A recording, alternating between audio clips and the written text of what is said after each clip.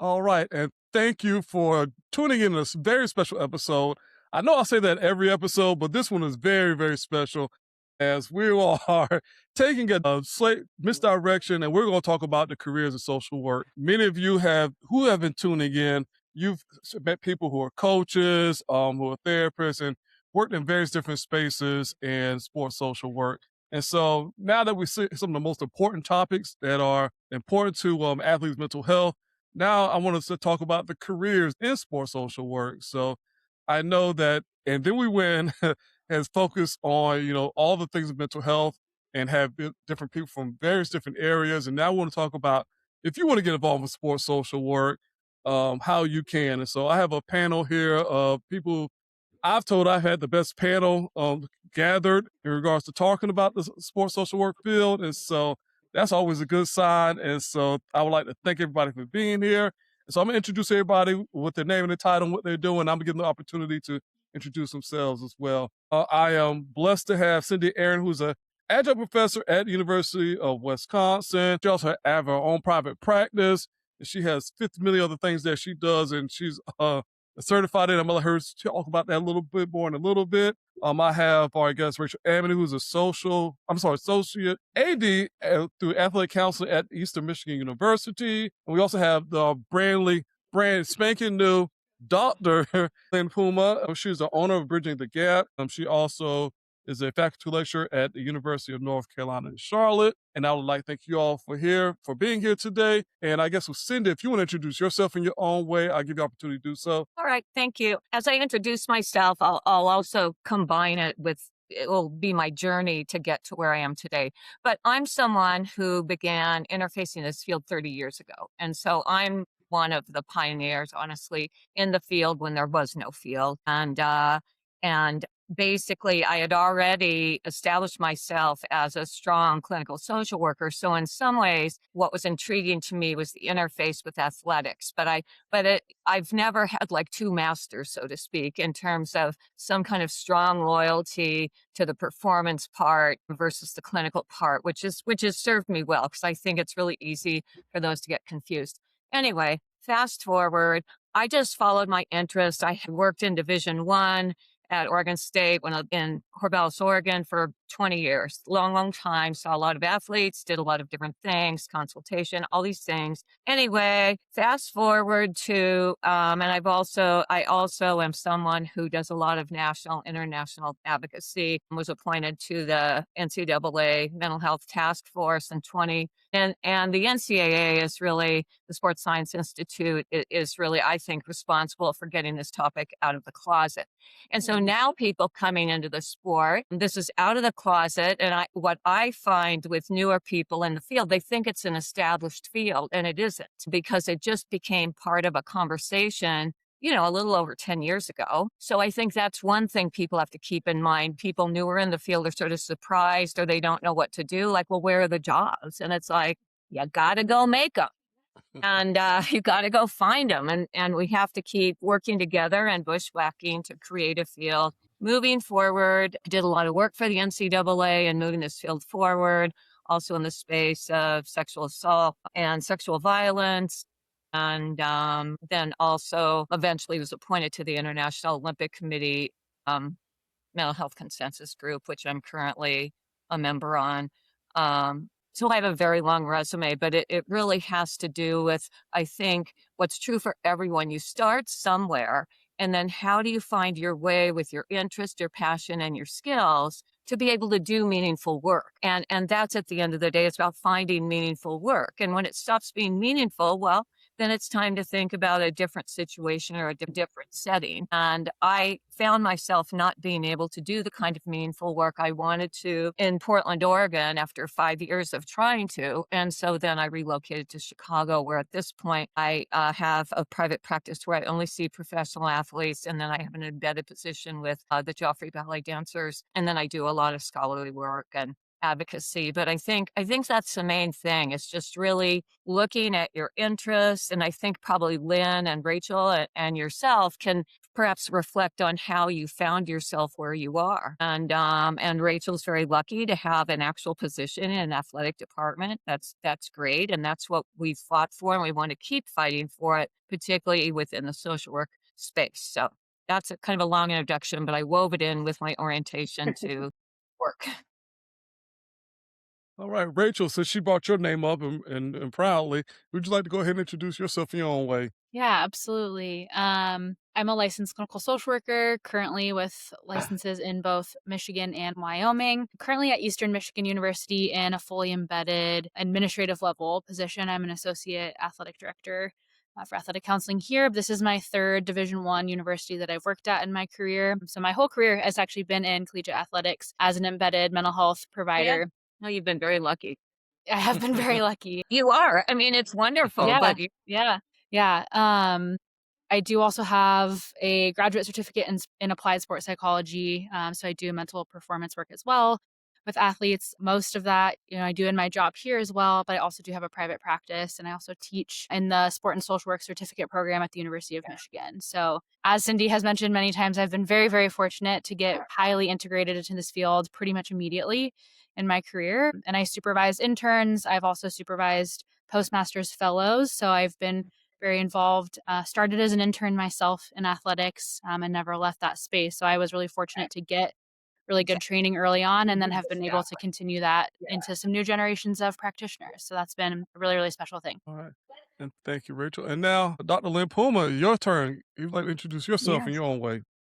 wonderful. Thank you. Yeah, thank you, Justin. And it's truly an honor to kind of be here. I would say I'm a newbie to this field, similar to you, Justin. I've been in the mental health field for a long time, but um, Cindy, I totally really speak the finding following your interest really spoke to me. And at Yeah. some point, I was in healthcare and Right. needed to take a step away and started teaching. I'm a lecturer at UNC Charlotte in the School of Social Work, and I teach um, intro to sports social work there. And I also have a private practice where I work with high school, college, and professional athletes. Nice. And I am also the mental health and well-being coach for the Carolina Ascent, which is the professional women's soccer team here in Charlotte.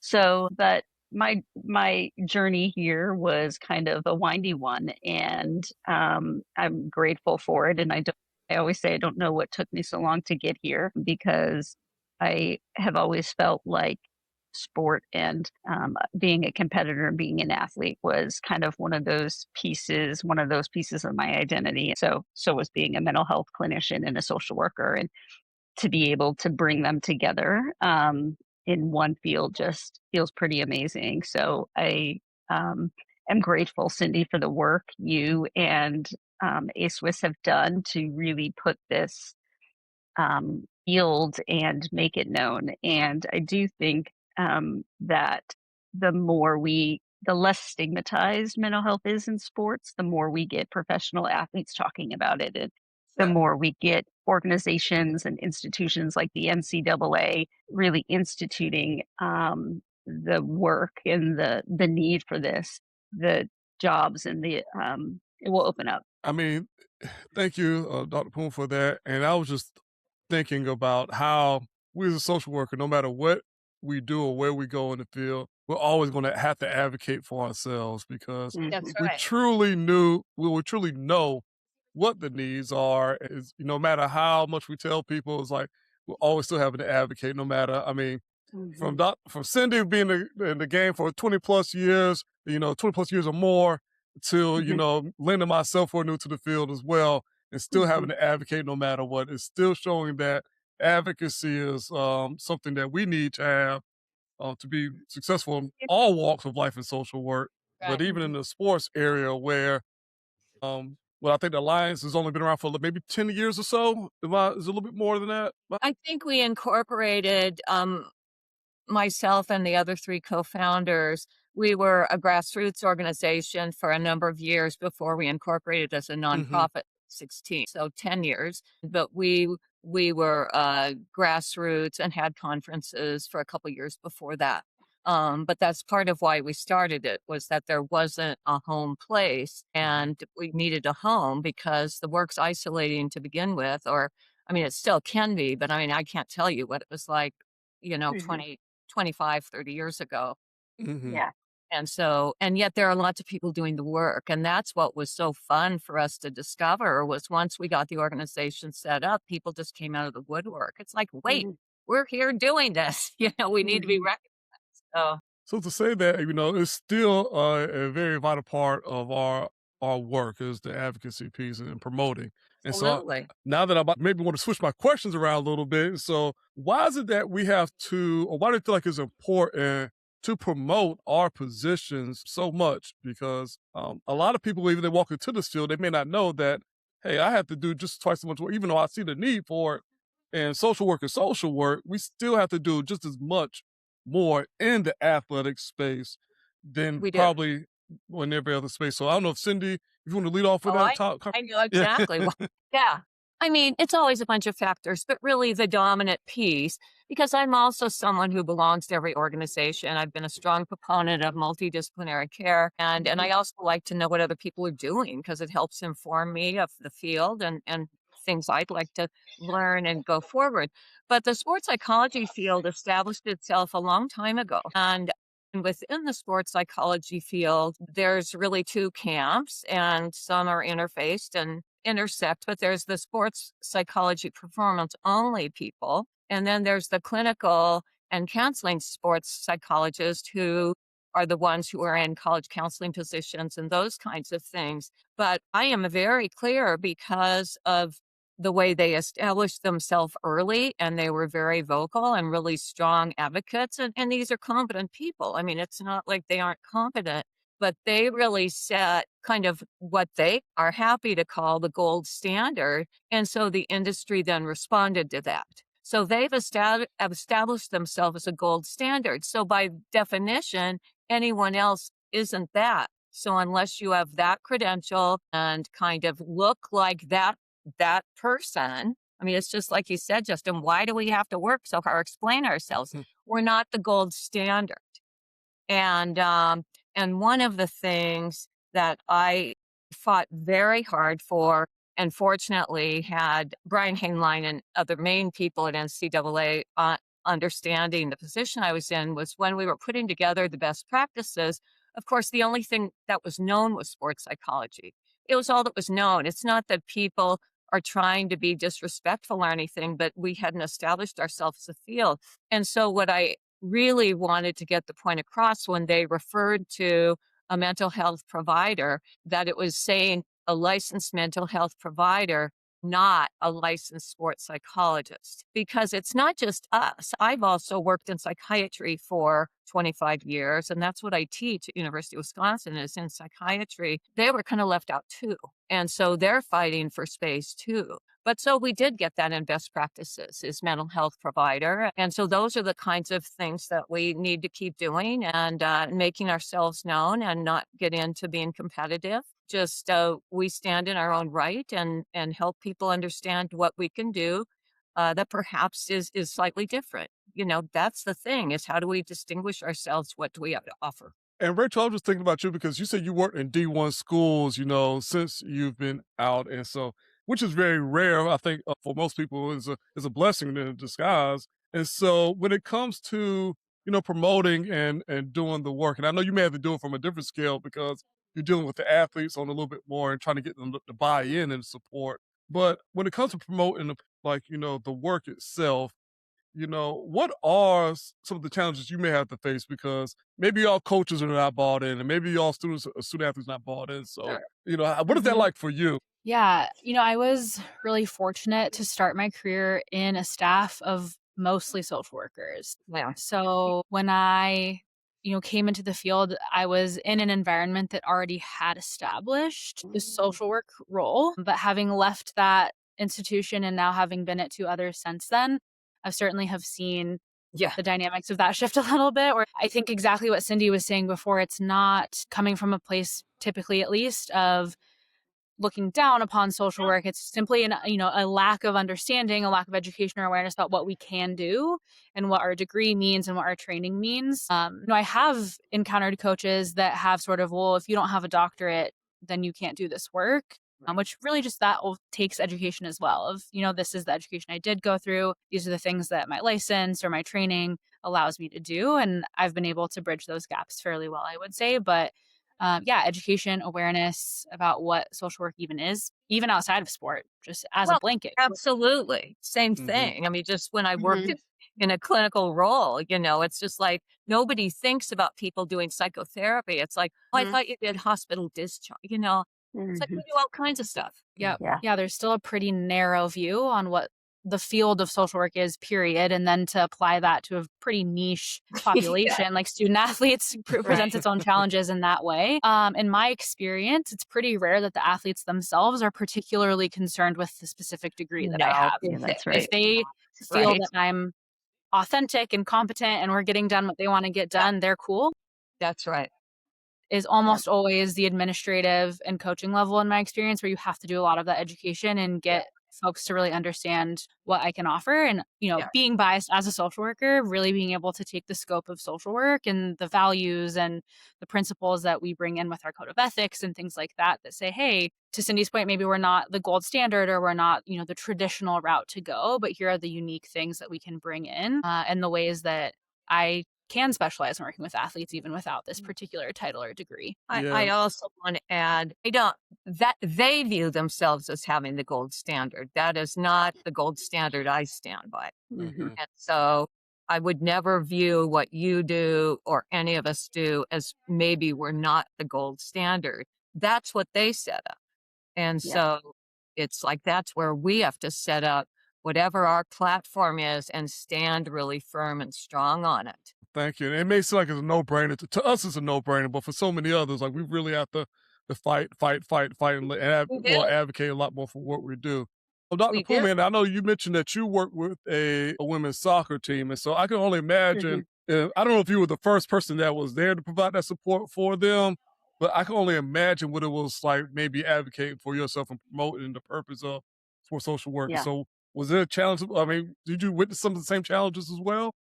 Absolutely. I think that's one of the things that's so amazing.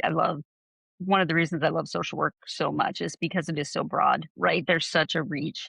And we're starting to see lots of social workers be embedded into non-traditional settings where they're going to be libraries, schools, hospitals, sports. And so this is something that actually I feel really strongly about should be learning how to advocate and educate others should be part of the education part of the curriculum as you graduate, because you have to know that you're not walking in and everyone's going to, think have you pigeonholed into what you can do. And so it does take patience and kind of perseverance to continue to advocate for yourself and show people what you can do. So, yes, I was the very first mental health clinician for this program, but they were a very young program. Or organization. They just started last August. But the coach has been around for many, many years and has had mental health clinicians that he really appreciated and did a good job, and some that he did not appreciate and didn't feel. So he and I were able to sit down and really have a very forward discussion about what he was hoping for and what I could bring, and being able to use my strengths to be able to build that connection with the girls. Not the girls, the professionals, but really being able to, he didn't want me in their face throwing mental health stuff at them. He wanted me to really become part of the organization, become part of the team. So they built that trust. It was almost like that rapport building that we learn and we teach so much, but it was this kind of instinctual, like the more I was there, the more it just kind of developed. Yeah, to just acting like a normal person. Yeah. Yes. The number of athletes I've had that have come into my office and said, I don't think I would be here if I didn't see you around at practices. Or, we've come and done these team workshops with us, and I thought, maybe it'd be okay to talk to you one-on-one. I've had I've gotten that direct feedback many times. Yeah. It's And I very think that important to just be opens it present. up to opens it up to not waiting when there's an emergency, right? So Oh, yeah. being able to be proactive, and so when there's those first initial signs that an athlete is feeling, they can come search you Right. out and find you instead of waiting until there's a crisis. I think that is the most important part of building a relationship between, a clinician and a potential client is that one, I mean, most people know what mental health is all about and the things of that nature, Mhm. but the biggest barrier is usually, okay, can I talk to this person? What Well, is this that's person right. really about? And so when you're visible, you're just around just being a human being and just being your natural self, and still, sliding in some support on the other, and, I was say, being sneaky with provide the support that you do, but it really starts with being a person first and treat the person like a Mhm. person. And my uncle, he's a retired he's a social worker forever, but he retired, and the first thing he always told me is like, social workers do it in the field. Like you have to be out there in the field. Right. Well, that's true. That's right, and that's something that really distinguishes us, I think, is just we're with people, and it is we're Hmm. not only that, but it's just a different orientation. Yeah. Um, this is again, I'm just going to give an example, sort of similar to what you were saying. This was at this point 20 years ago. It was at Oregon State. I was very lucky where at the time, I mean, they didn't even have an organized sports medicine department, but they had an athletic trainer and some coaches that were very mental health friendly, really early on in the field in general. Anyway, but I love working in football. I really just like connecting with the guys. And so the coach at the time, who was mental health friendly, he and I set up a prevention, early intervention program that we ran for 3 years. But it basically involved me being around as a normal person who's part of their support system. And so Mhm. going to training table and going to practices and then seeing guys and just being places and really. And then having introductory conversations with all freshmen that came in, and so I was just a normal part of orientation to the sport. And it really, I mean, I was just taking lots of data to look at, usage, just all these things. And it ran really successfully for 3 years. And then on a dime, and this is the other thing to remember too, this is a tough field for many reasons, but it also, there's a lot of money and power behind decisions that are made in any given situation. And so in Mhm. this situation, fortunately, one day, I mean, I'll never forget it. I was just going over to Valley in Corvallis, Oregon, and I was just called in, and the coach basically delivered this message that the program was going to stop as of that moment. He was so stunned by it that I couldn't come back there anymore. And it was just, I Mm. mean, it's sort of this blackball stuff happens. It happens to people, sports psychologists, it happens to everybody. Anyway, but I didn't find out till years later um, what that was about, but it was Mm. essentially about a major booster who there had been an article in the alumni magazine about this developing program with mental health. And this is over 20 years ago. I mean, it wasn't, there was nothing. And he Mhm. didn't like the word football and mental health in the same Mm. sentence. Wow. Wow. And so that was the end. And Wow. I know. And that, I mean, that was 20 years ago, which in some ways is a long time ago, but not really. But you kind No. of see how, in a sense, just like you guys are doing, and just, I mean, Rachel, you've positioned yourself nicely and then really engaged in learning. And same with you, Lynn, but that's what we have to do. Mhm. But we have to keep expanding and making this field like something we don't have to freaking explain to people. Right.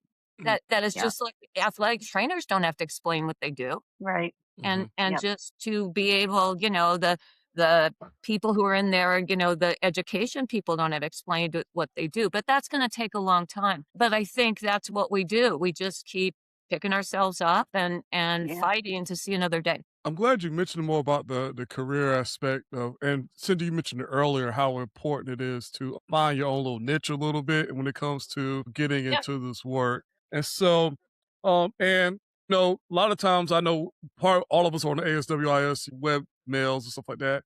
And when we look at different positions in NCAA websites, we see usually like the most entry level position is like an academic, was an Right. academic counselor or something like that. And so for those who are like interested in getting to this field, what are some other areas that you feel like are more social work entry level positions that, graduating students or mid level, mid career changing adults are should consider when coming into the sports social work field? I And I can think throw for this up to me, anybody. having, trained a bunch of graduate interns that then have to go out and find jobs after they finish their Right. internships with me, this is a conversation I have a lot with Hmm. them about, your perfect position might not exist yet. Yeah. So certainly networking and making relationships is part of that. My very first full-time position was where I interned, but created a position. It didn't actually exist. Exactly. So it took 5 months from the time I graduated until I actually was hired full-time, even though I was contracted for part of that in between. Which I just want to say 5 months is nothing. It's taken many people years. Right, exactly. And the only reason it only took 5 months is because I had already been there as an intern. Yeah. Exactly. Yeah, but that's great. Yeah. But so sometimes that conversation is, is it about the social work? Is it about the sport? Is it really both of them? Is Yeah. it worth it to be in the sport setting doing a non-clinical role, for example? So I Hmm. know with the Detroit Tigers, there was this, I don't know if she's still there actually, but for a long time they had a social worker in their community engagement department. She ran the community engagement for the Tigers, or going into more of a cap setting and building relationships because there are more and more embedded positions in athletics. So sometimes it is getting creative and figuring out how I place myself adjacent to what I really want and then Exactly. build those That's really relationships and get smart. that experience. So that's often the advice I give my Yeah. graduating interns who really Hmm. want a job like I have, which even in, the time that I've been in the field, these positions have increased significantly. And part of Right. that is, 2018, I believe, the NCAA passed legislation about athletes having to have access to mental health providers. But of course, Mhm. what does access mean? What does that look like? Are they embedded? Is it contracted providers, et cetera? But we've certainly seen a lot more Yes. embedded Right. positions or caps positions that also service Yeah. athletics.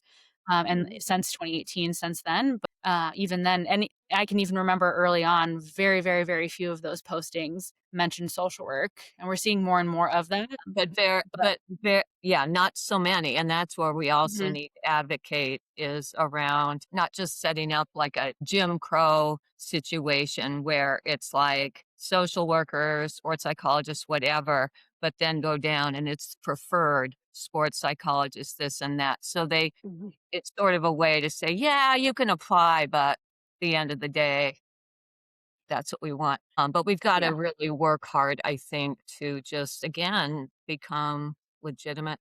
To add to that, because I agree with absolutely everything you said, Rachel. I think to be in this field, I think this is something it's hard for people to understand. It involves a tremendous amount of sacrifice. Hmm. And sacrifice meaning when you're willing to like work, if you're willing to do things and not get paid, if you're willing to do things for not much pay. And I think people get an idea, I want a job and then this is what I'm going to do.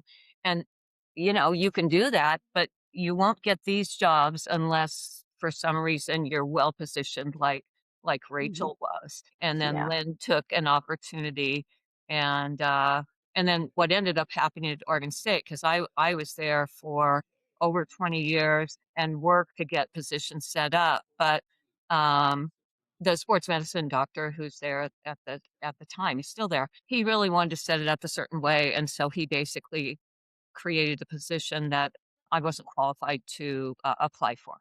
And Mm. so that's when I sort of realized, okay, well, I need to figure out something else. So Right. but even like, I mean, for example, like a lot of what I did in Portland and other places was I'm a licensed social worker.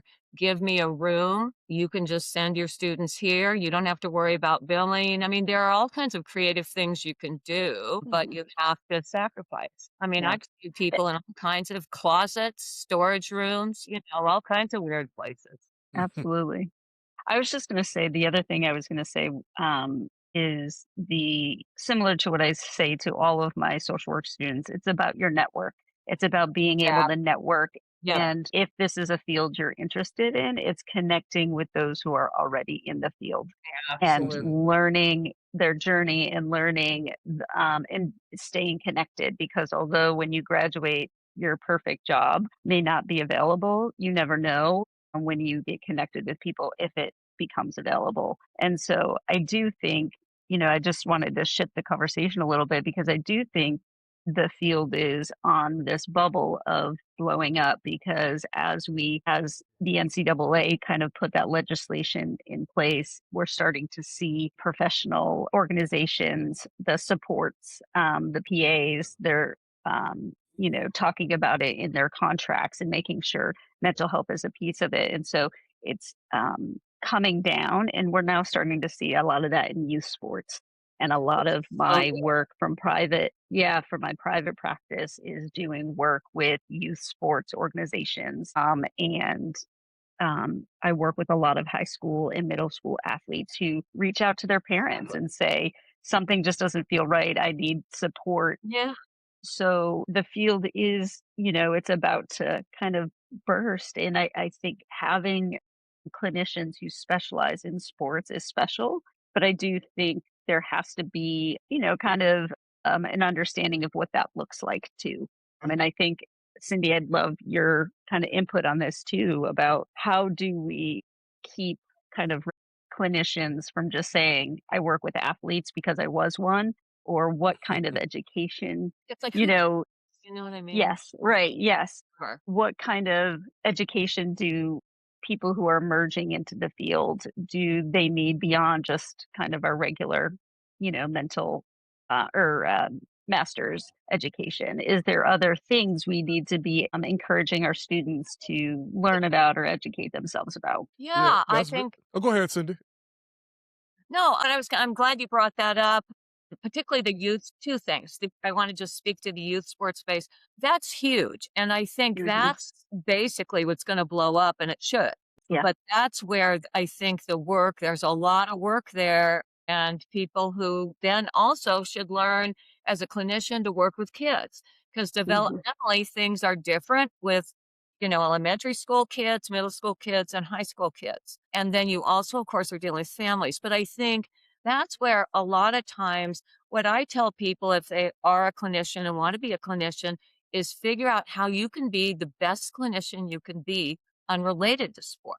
Like go Mhm. work at DSW, Mhm. go work at an outpatient mental health clinic because you've got to have something to offer these situations. You can't just go in and say, well, I was an athlete. It's like, who cares? All advantage that is that you have some sense of the culture of sport. Well, fine. But in some ways, I think it's a potential disadvantage because a person Yeah. can bring a lot of assumptions to what the person's Yes, experience is because they went through it. It's like, who that's cares? right.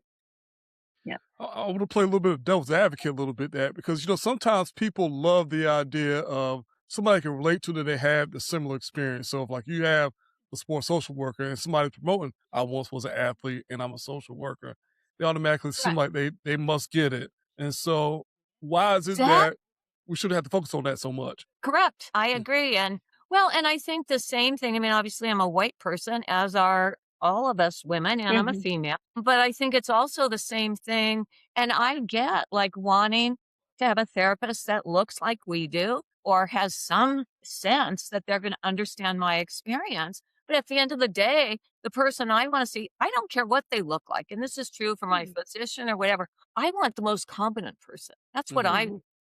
someone who's really going to listen to me and understand what my experience is. And when the person doesn't understand it, that I say that, and then they'll work with me to really help I think that's unfold their struggle. Go ahead. Yeah, I was just say I think that brings up a really important point of how are we diversifying the field and making sure that people are coming into the field that are diverse and that they're getting adequate training to be the level of competent that we want them to be. So people Correct. Yeah. hopefully can have both, right? Can have Mhm. access to clinicians and providers Yeah, that do share uh, culture, do share identity, and are really competent. So I think that's an that's important Mhm. part of training as well. Of like, how are we training people in this field who's coming into this field? Mm. right.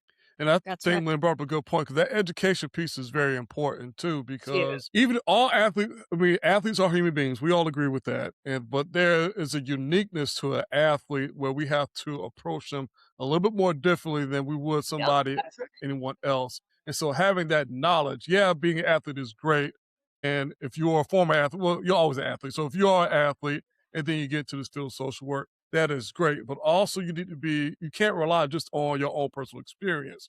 You must have that knowledge of saying, okay, well, I know what it's like when you're dealing with anxiety, and it's not only just happening on the field, but happening off the field too. So how do we approach that? And so those are very Right. critical points there. And it makes me think about like my next question I was going to pose to the panel is about, the specialties in sports social work. And so we all have, various different experience, and we've all agreed that the field is booming, but booming in what place? And so thinking about like, where do you feel like the sports social work field where it should have a little bit more specialty in particular areas? Well, what I'm seeing, I've been in the field a long time, and of course the fields change and whatever. But I think in general, the new clinicians coming in don't know enough about different kinds of conditions that athletes have. They don't necessarily know what risk factors. They don't know how to distinguish different kinds of anxiety, different kinds of depression. That they just get really focused on. It's not that these aren't important, but they are superficial in terms of the identity struggle or the pressures or whatever. I mean, we kind of all know that. But when a person is highly symptomatic, it's like knowing how to break down what's going on with them symptomatically. And my guess is you guys are nodding, Rachel, you and Lynn, that you know what I'm talking about, and that it's so important. And I think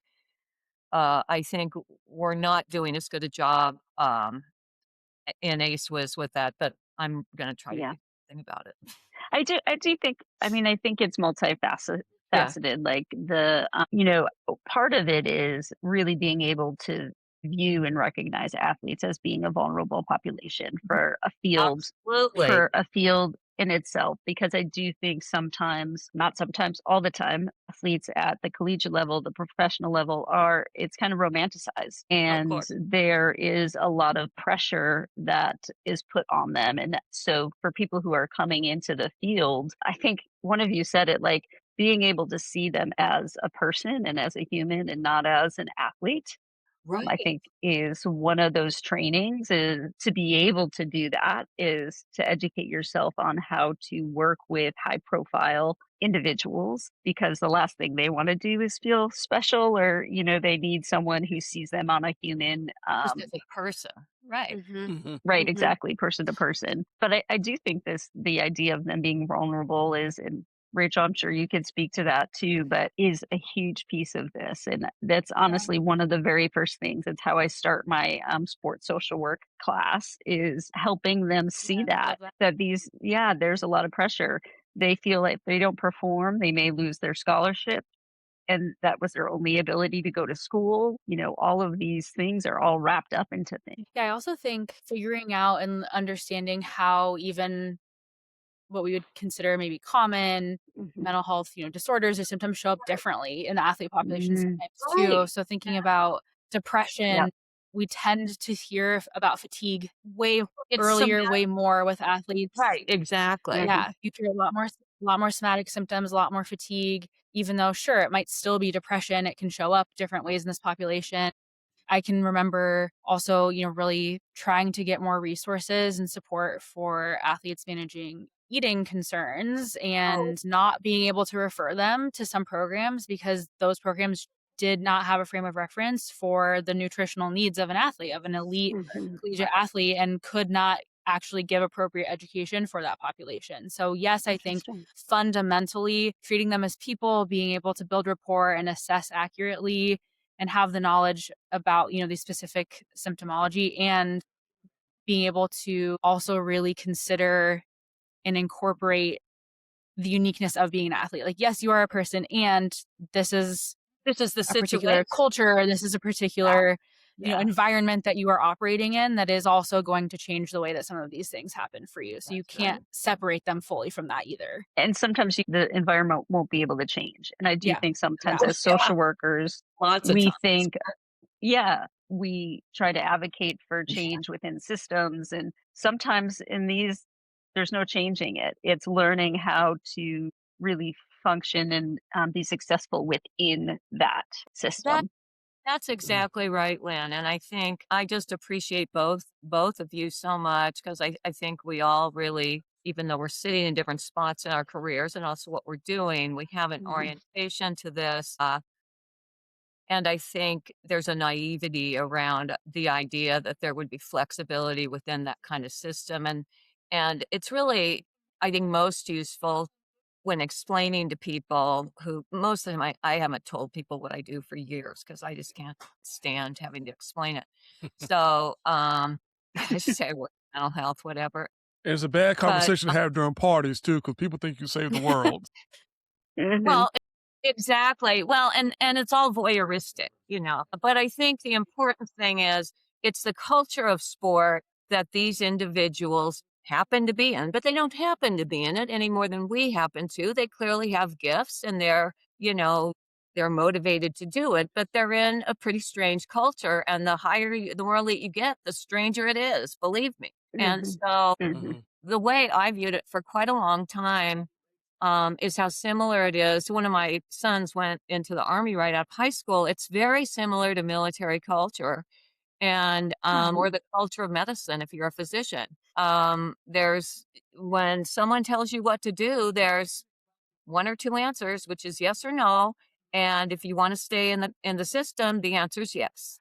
And Mhm. and so kind of helping people learn and figure out how do I be a human being? How do I find myself? And of course, all these people are at the age where they're supposed to be discovering their identity within basically an autocratic system. That's to me what's part of the puzzle and the fun. That's one thing I love about being a social worker. I don't know, like in my earlier days in life, like literally like when I was in high school, middle school, I was like, we all got to find a way to take it to the man, take it to the system, and find a way to help people out. And so that's Yeah. one of the things I love about social work is that no matter what, I know I was a black exploitation baby, I guess, I don't know. But the thing is that, where are the loopholes or what gap is present that Right. most people have ignored, but this is where social workers come and say, I see that little chink in the armor. And so now I can come That's in there and right. provide all the support and the need. And it's very important as we as social workers, we continue to advocate for ourselves and most importantly, think about That's how can right. we best support the people we're serving each and every day. And then once we could do that, the opportunities are endless and it's beautiful. Mhm. And it's just thinking about, if you can go back and I know, Dr. Lynn, you teach intro to social work, and so sports social work. And just thinking about what advice would you give to a young master social work student who was getting ready to graduate about, maybe a month or two away from now? What advice would you give them to say, hey, this is what you need to prepare yourself to do to become a sports social worker as you're about to graduate soon? Yeah. Well, I think I would say be patient and kind of persevere. If Hmm. there isn't a kind of a position open or an ideal position, being able to not have kind of blinders on. I think a lot of students, when they graduate, have this kind of tunnel vision and what they want to do and what they think they want to do.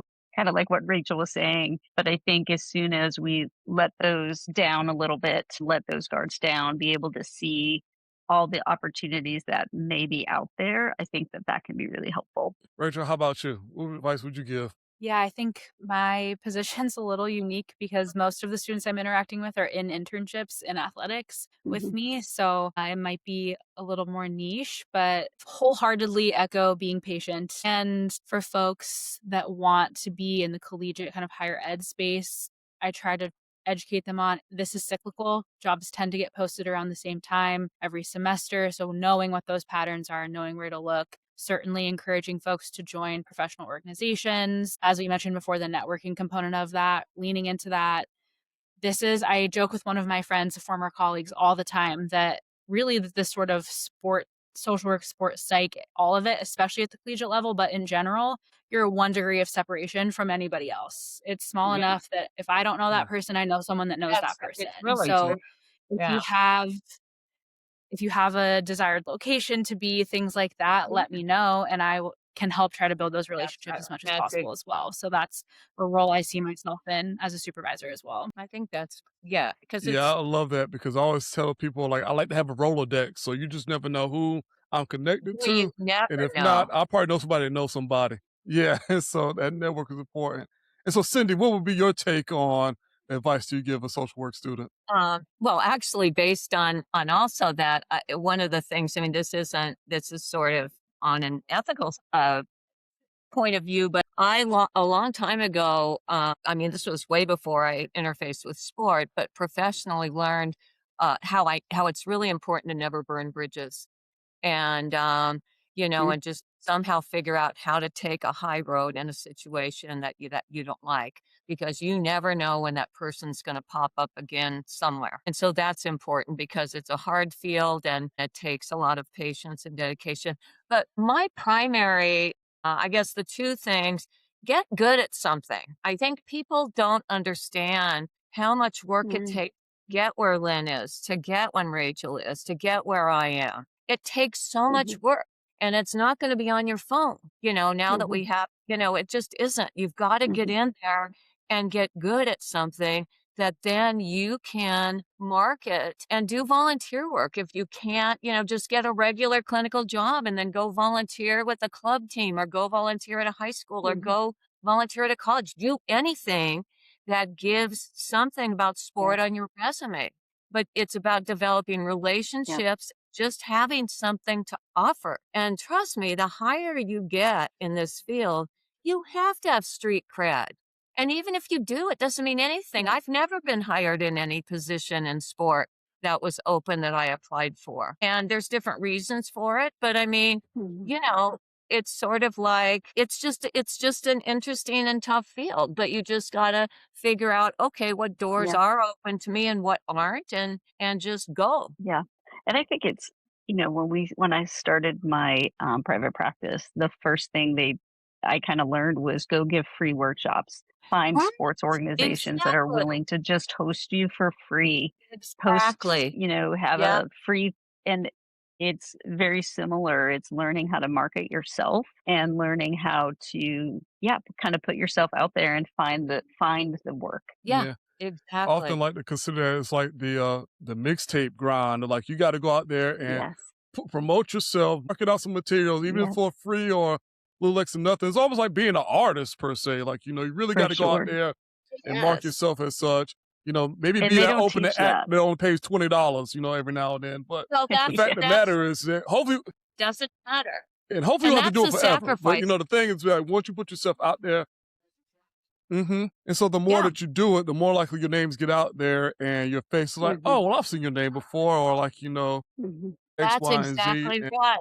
Exactly right. And just say yes to And things. I mean, so, that's the other thing. Don't say no. Someone says, "Hey, Yeah. no, I'm serious." I mean, I remember way back when Emmett Gill, who was one of our founders, he had been harassing the NCAA about mental health, blah, blah, blah. And they were putting together the first mental health task force, Brian Hainline and the Sports Science Institute. And so he was harassing them. They kind of put it together. And then they just said, okay, why don't you get someone, they wanted to shut him up to get a social worker in there on that mental health task force. So Emmett calls me up and he says, "Hey, Cindy, I think you're best suited for this. Would you like to be on the NCAA mental health task force?" And I said, "Well, okay, but what is it? What does it involve?" And he said, "I don't know." And then I said, "Okay, I'll do it." Mhm. And honestly, for my career, that was the smartest thing I ever did. And yeah, Yeah. you just, and same thing. I mean, as opportunities came up, I've ended up in places I never would have imagined. I mean, certainly when I was involved with Mhm. NCAA, I never imagined that. But then now I'm in Lausanne, Switzerland, international. It's like, what? But it's about saying yes and Yeah. just meeting people. And then people see something in you they want. And then it's sort of taking a chance. And I do a Mhm. lot of, just like I did Yeah. for, Cindy, with you. question, I really just want to connect you. I'm like the queen of networking. Yeah. Mhm. Cindy, you're like the third person I've had on this show that talked about saying yes and the power of yes. Well, that's right. Yeah. You just have to be Yeah, fearless. and it was one of your colleagues, Matt Moore. He mentioned that too. Like when we talk about, Exactly. when we talk about winning and things of that nature, he was talking about. He went a couple of minutes to talk about just saying the power of yes and how That's it right. will help you in the long run. And I do think it's important to know that as a student, especially coming out into the field or somebody who's making that transition, is Right. that, we focus on doing so many other things, especially as a student. Like you got all the stuff going on and you're just Yeah. thinking like, okay, I should be able to go out there and just get a job. Oh, I right. dealt with that. I was just like, literally, when I first graduated from grad school, I was like, I'm a black male social worker. I should get a job with no problem. And that didn't happen. I had to move back home with my parents for a little while. And I'm not ashamed to say that, but that was my mentality, was that, man, Sure. it's not many more like me, so it should be no problem getting the job. But I had to go back and restructure, reframe, and just think about, okay, what Yeah. does I need to do? And a lot of it had to do with what you all mentioned here today. Networking, going out there and doing the things that you may not necessarily want to do, but you do it because it's Mhm. going to support you in the long run. Yep, And also just being exactly. creative. And so, and Yeah. being unique in these spaces. And therefore, you find yourself, you yourself or your name being mentioned in rooms that you are nowhere near at all. And so those Mhm. opportunities come up. Get ready to close out the show here. And I want to thank you all for being here. It was a pleasure.